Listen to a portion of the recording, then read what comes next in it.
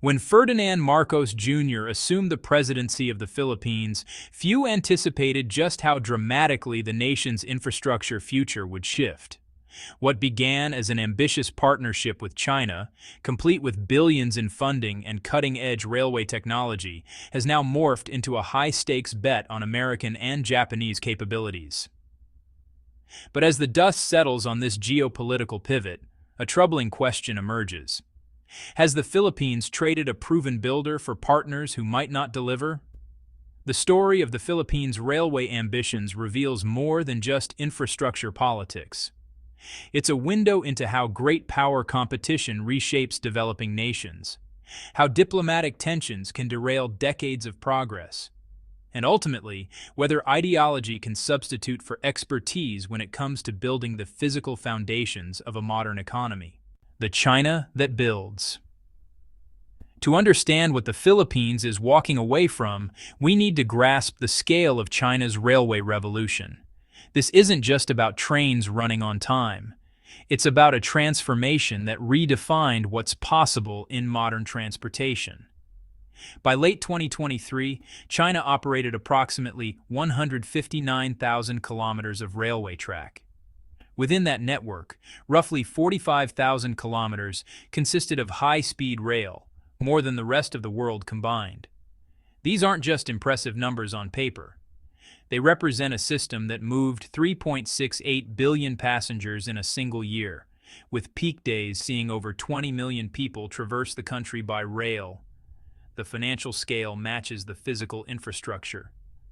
China's railway operations generated around $170 billion in revenue annually, reflecting not just volume but efficiency and reliability. The trains themselves cruise at speeds between 300 and 350 kilometers per hour as standard operating procedure, placing them among the fastest conventional rail systems globally.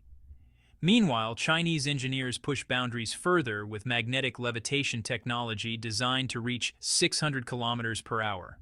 This technical mastery didn't emerge overnight. It came from decades of focused investment, trial and error, and a national commitment to infrastructure as economic strategy.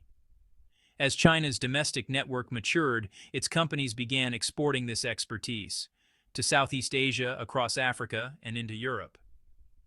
Countries that once relied on colonial-era rail infrastructure or had no modern railways at all suddenly found themselves with options. For the Philippines, a nation long hampered by inadequate transportation infrastructure, China's offer seemed like an answer to prayers. Duterte's dream, the Luzon Economic Corridor. In 2021, then-President Rodrigo Duterte unveiled an ambitious vision that would fundamentally alter the Philippine economic landscape. The Luzon Economic Corridor wasn't just about laying tracks. It was about knitting together a fragmented economy, connecting production centers with ports, linking rural areas to urban markets, and ultimately transforming how Filipinos lived and worked. The plan centered on three transformative railway projects with a combined price tag of approximately $5 billion. First, the Subic-Clark Railway would span 71 kilometers through central Luzon, connecting the Subic Bay Freeport Zone with Clark International Airport. With an estimated cost of $800 million, this relatively compact line would integrate seamlessly with the Philippines' northern railway network. The economic logic was compelling faster movement of goods between a major port and an international airport, reduced logistics costs for manufacturers, and new development corridors along the route. The second project dwarfed the first in ambition. The Philippine National Railway South Long-Distance Line would stretch roughly 380 kilometers from Calamba City in Laguna Province all the way through to Daraga City in Albay Province.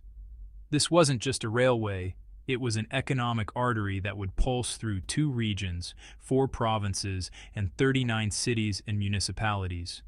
The impact on daily life would be revolutionary. Journeys that currently consume 12 grinding hours by bus would shrink to just 4 hours by rail. For students seeking education, workers chasing opportunities, families visiting relatives, and businesses moving products, this compression of time and space would open possibilities that didn't exist before.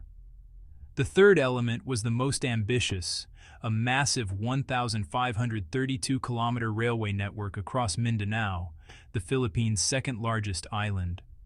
The first phase alone, connecting Tagum, Davao, and Digos over 102 kilometers, represented a significant engineering challenge.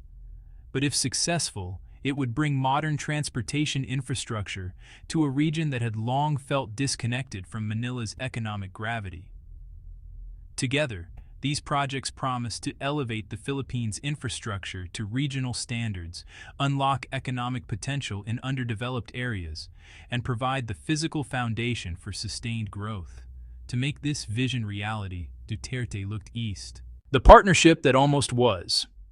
In January 2022, the Philippine Department of Transportation formalized what appeared to be a game-changing partnership. Three major Chinese railway companies joined forces with Philippine authorities in a massive joint venture worth approximately $5 billion. The structure seemed straightforward. China would extend loans to the Philippines, Chinese companies would provide the technical expertise and construction management, and the Philippines would gain infrastructure it desperately needed. For China, this fit perfectly within the broader Belt and Road Initiative, a global infrastructure program that had already transformed transportation networks across Asia, Africa, and beyond. For the Philippines, it offered access to proven technology, competitive financing, and companies with track records of completing massive projects on schedule. The early months showed promise. Chinese engineers conducted surveys, developed preliminary designs, and began the complex planning required for major rail construction. The South Long Distance Railway project advanced particularly well, with basic engineering designs completed and preparatory work beginning on land acquisition and resettlement plans for communities along the route. Everything seemed to be progressing according to plan. The Philippines appeared poised to join the ranks of Southeast Asian nations, modernizing their infrastructure with Chinese assistance, following successful examples in Laos, Thailand, and Indonesia. Then, in June 2022, everything changed. When Ferdinand Marcos Jr. assumed the presidency, he inherited not just the office, but, a complex web of diplomatic relationships that his predecessor had carefully cultivated. Duterte had pursued a pragmatic approach with China, prioritizing economic cooperation while managing territorial disputes with careful diplomacy. Marcos, however, faced different pressures.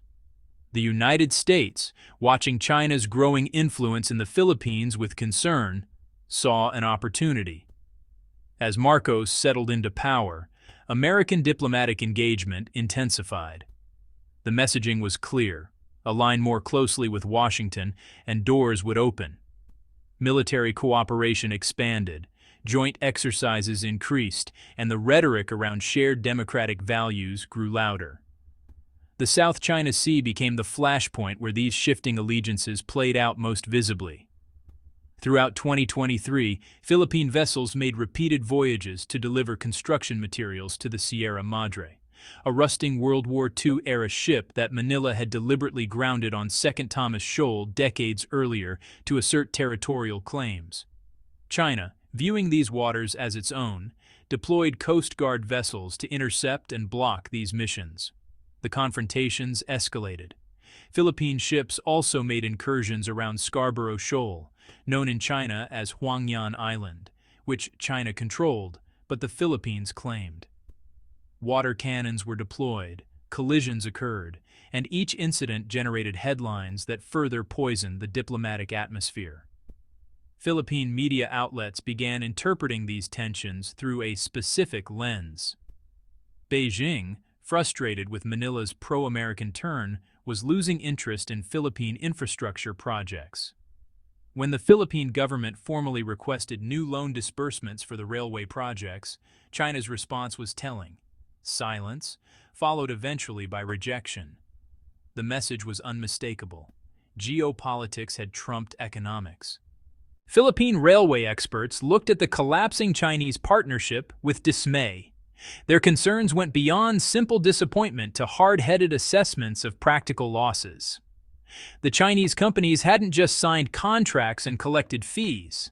They had invested substantial time and resources in understanding the specific challenges of Philippine railway construction, the geological surveys, the engineering adaptations required for local terrain, the logistics of sourcing and transporting materials, and the complex process of acquiring land and relocating residents in densely populated areas. For the South Line long-distance railway, this groundwork was particularly advanced.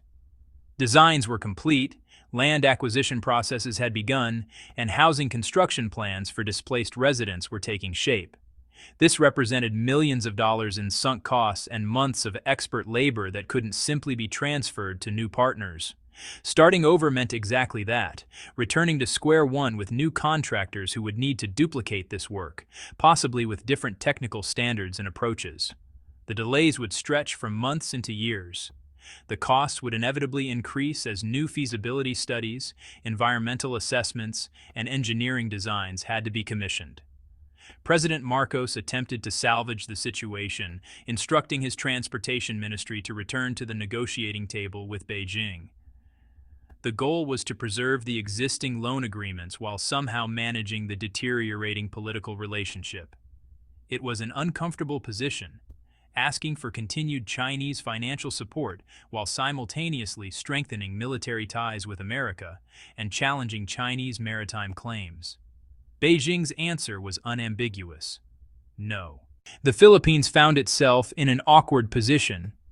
These railway projects remained essential for economic development, but the original partner was gone. The infrastructure gap wasn't shrinking. If anything, neighboring countries were pulling further ahead as their own Chinese-financed railways came online. Manila began shopping for alternatives, but the search proved frustrating. The Philippines' geography presents genuine challenges. Mountains dominate much of the landscape, requiring extensive tunneling and bridge work. Seismic activity demands earthquake-resistant design. Dense urban areas along proposed routes complicate land acquisition. These factors make Philippine railway construction technically demanding and expensive. Most potential partners took one look at the requirements and politely declined or offered terms the Philippines found unacceptable. Then, in April 2024, opportunity emerged from an unlikely source, not bilateral negotiations, but trilateral ones. At the first-ever summit meeting between the Philippines, the United States and Japan, President Marcos, President Joe Biden, and Prime Minister Fumio Kishida discussed regional security, economic cooperation, and infrastructure. Marcos presented the Subic-Clark Railway project specifically, framing it as an opportunity for American and Japanese investment to demonstrate their commitment to Philippine development. The price tag: $800 million for the 71-kilometer line. For Washington and Tokyo, the appeal was obvious. This was a chance to offer a visible alternative to Chinese infrastructure financing, to strengthen a key regional ally, and to demonstrate that the democratic world could compete with China's Belt and Road Initiative on practical terms. By May, the three nations had formalized the arrangement, establishing the Luzon Economic Corridor Steering Committee to coordinate investment not just in railways, but also in port modernization and other infrastructure priorities.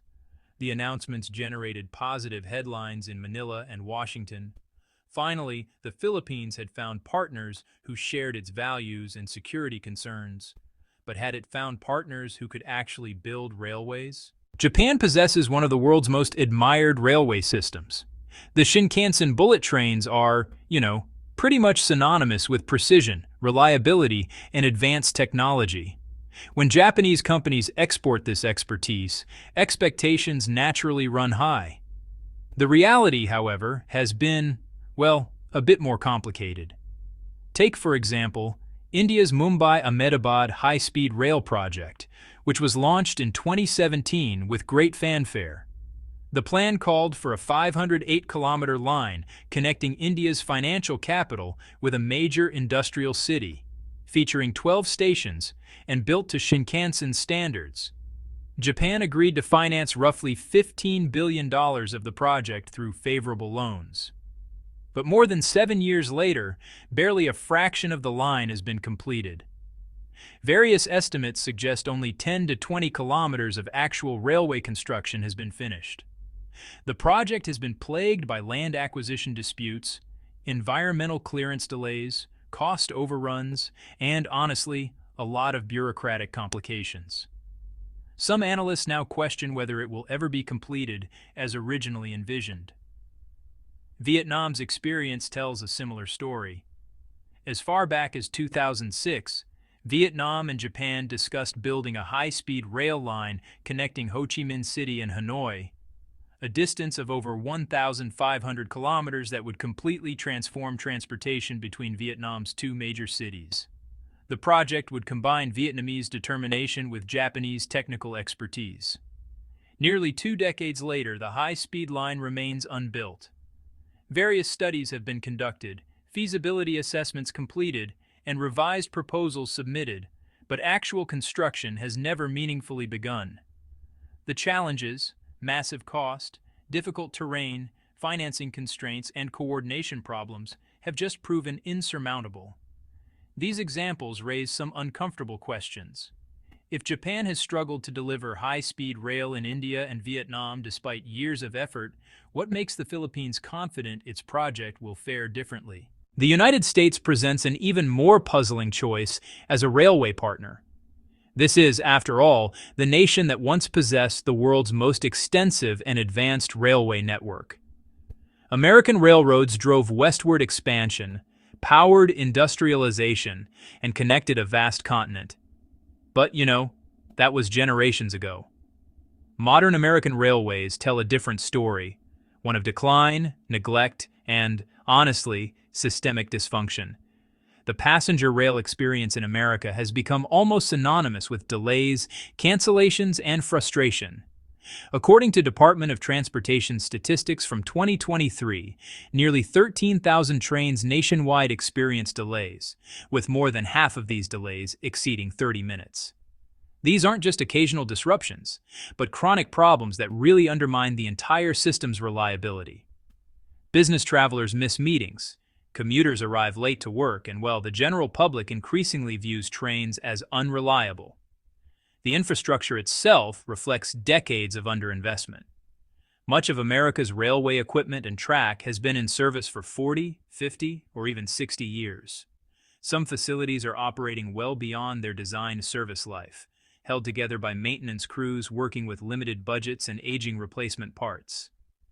While other developed nations built high-speed rail networks, France's TGV, Germany's ICE, Spain's AVE, Japan's Shinkansen, America stuck with conventional rail that often moves slower than automobile traffic on parallel highways.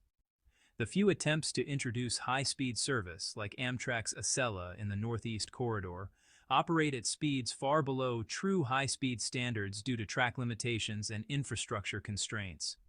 The expertise required for modern railway construction, dealing with complex signaling systems, high-speed track geometry, electrification, and integrated station design, has really atrophied in the United States through lack of use. The engineers and construction companies that might have once possessed this knowledge have either shifted to other sectors or, honestly, just don't exist in the numbers required for major projects. California's high-speed rail project really exemplifies these challenges. Launched with great ambition and initial funding in the early 2000s, it was supposed to connect Los Angeles and San Francisco with trains running at 220 miles per hour. 2 decades later, only a small segment in the Central Valley has been built. Costs have exploded from initial estimates, and the completion date has been pushed back repeatedly. Some analysts now doubt the full system will ever be finished. So, when the Philippines looks to America for railway expertise, it's looking to a country that can't successfully build high-speed rail within its own borders. The technical capacity, institutional knowledge, and project management capabilities have simply eroded. The hidden costs of starting over go well beyond just the question of whether Japanese or American contractors can do the job. The Philippines now faces the challenge of integrating completely different technical standards, project management styles, and construction methods than what Chinese contractors had already begun to put in place. Railway projects just aren't modular. You can't simply swap out one contractor for another in the middle of the process without consequences. Track gauge, electrical systems, signaling technology, rolling stock specs, maintenance procedures, all of these have to work together as a seamless system. So, starting with Chinese designs and then shifting over to Japanese and American standards, that means either adapting systems that don't really fit or scrapping what's already been done and starting all over again. Even the Subic-Clark line, which is the smallest of the original 3 projects, brings its own set of complexities. The 71-kilometer route will need careful engineering to deal with Luzon's terrain, integration with existing railways, stations built for future passenger demand, and systems that can be maintained for decades. Inevitably, project timelines will stretch. While Chinese contractors might have finished the Subic-Clark Railway in just a few years, American and Japanese involvement brings new uncertainties. Will procurement follow Philippine, American, or Japanese rules? How will disputes get settled? What happens if costs run over? Will more money show up? Honestly, budget overruns seem almost inevitable. Railway construction costs can swing wildly depending on labor, equipment, materials, and management. Japanese standards are famously expensive, and American contractors working abroad tend to charge premium rates. So, that $800 million estimate? It could turn out to be wildly optimistic. The strategic miscalculation here is worth stepping back to consider. The Philippines' pivot from China to America and Japan isn't just about technical details, it's a bigger strategic choice, one that puts political alignment ahead of practical capability. And, well, that's understandable to some extent. The Philippines has real security worries about China's assertiveness in the South China Sea. Filipino fishermen operate in contested waters, where Chinese Coast Guard vessels patrol aggressively. The question of sovereignty over reefs and shoals has real consequences for access to resources and national pride. But, infrastructure development runs on a different timeline and logic than security policy. Railways take years to build and decades to pay off. Their value doesn't come from the flag flying over the construction site, but from whether they actually get built, run reliably, and deliver economic benefits. Other Southeast Asian countries have managed this balancing act a bit more successfully. Vietnam, for example, has even sharper disputes with China in the South China Sea, but still accepts Chinese investment in infrastructure. Thailand upgrades its military ties with the United States while letting Chinese contractors build railways through Bangkok. Indonesia takes Chinese loans for high-speed rail while keeping its own independent foreign policy. These countries have figured out that you can, at least partly, separate infrastructure development from security policy. That taking Chinese money and expertise for railways doesn't mean you have to give up other interests or align completely with Beijing. The Philippines under Marcos seems to have rejected that nuanced approach, opting instead for a clearer alignment with Washington. But that clarity may come at a price, potentially measured in years of delayed economic growth and a widening infrastructure gap with regional competitors. The widening gap is becoming hard to ignore. While the Philippines debates over who should build its railways, other countries aren't waiting around. Indonesia's Jakarta-Bandung high-speed rail, built by Chinese contractors, started running in late 2023, slashing travel time between the cities from over 3 hours to about 40 minutes. Thailand's high-speed rail projects keep moving forward. Vietnam, despite its own complications, is still pushing ahead with railway modernization. Every year the Philippines delays isn't just another year without better railways, it's another year of falling further behind regional competitors. When companies decide where to set up factories, they look at transportation infrastructure. Logistics costs matter for export competitiveness. Workers choose where to look for jobs partly based on how long their commute takes and what their mobility options are. The economic opportunity cost of these delays is tough to measure exactly, but it's definitely huge. Every trip that takes 12 hours instead of 4 means lost productivity, missed business chances, and a lower quality of life. Multiply that across millions of trips every year, and the total impact is, well, staggering. What would it actually take for the American-Japanese-Philippine partnership to succeed where the Chinese approach didn't? For one thing, it would require real commitment from both Washington and Tokyo to see the project through, no matter what obstacles come up. Infrastructure projects always run into issues: cost overruns, delays, technical problems, political bumps in the road. The real question is whether the partners stick it out or walk away when things get tough. Second, there needs to be effective coordination between three countries with different procurement rules, construction standards, and bureaucratic cultures. The Luzon Economic Corridor Steering Committee exists on paper, but can it actually make timely decisions and resolve disputes? Third, budgeting and timelines have to be realistic. If that $800 million estimate for Subic-Clark isn't enough, will more funding show up?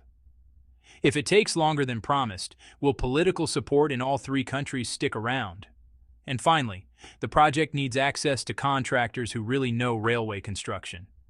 Japanese firms have the expertise, but they've struggled with project delivery internationally.